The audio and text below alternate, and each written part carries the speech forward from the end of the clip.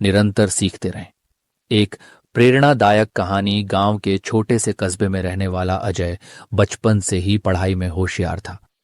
उसके माता पिता का सपना था कि वह पढ़ लिख कर एक बड़ा आदमी बने, लेकिन परिवार की आर्थिक स्थिति अच्छी नहीं थी।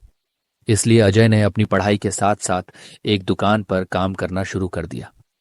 सीखने की ललक अजय को किताबें पढ़ने का बहुत शौक था। वह दिन में दुकान पर काम करता और रात को पढ़ाई करता। दुकान पर आने वाले ग्राहकों से वह नई बातें सीखता, व्यापार के गुण समझता और लोगों के व्यवहार को ध्यान से देखता। एक दिन दुकान पर एक बुजुर्ग ग्राहक आए। उन्होंने देखा कि अजय खाली समय में कुछ लिख रहा था। उन्होंने पूछा, बेटा क्या लिख रहे हो?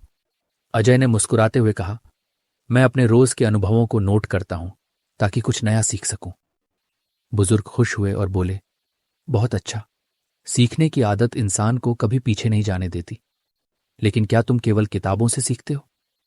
अजय ने सिर हिलाया, नहीं, मैं हर चीज से सीखने की कोशिश करता हूं, लोगों से, घटनाओं से और अपनी गलतियों से भी। सफलता की राह समय बीतता गया।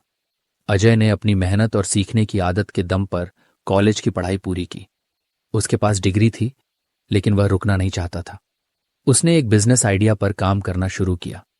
दुकान पर जो कुछ सीखा था उसी को आधार बनाकर उसने एक ऑनलाइन बिजनेस शुरू किया। शुरुआत में उसे कई परेशानियां आईं, लेकिन उसने कभी हार नहीं मानी।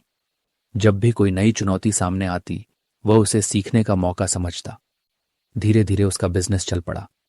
उसने डिजिटल मार्केटिंग, ग्राहक व्यवहार और नई तकनीकों को सीखकर अपने बिजनेस को और बड़ा किया।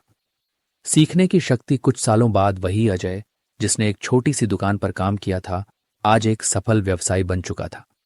लोग उससे प्रेरणा लेने लगे। जब किसी ने उससे सफलता का राज पूछा, तो उसने मुस्कुराते हुए कहा, मैंने सिर्फ एक ही चीज को अपनाया, निरंतर सीखना।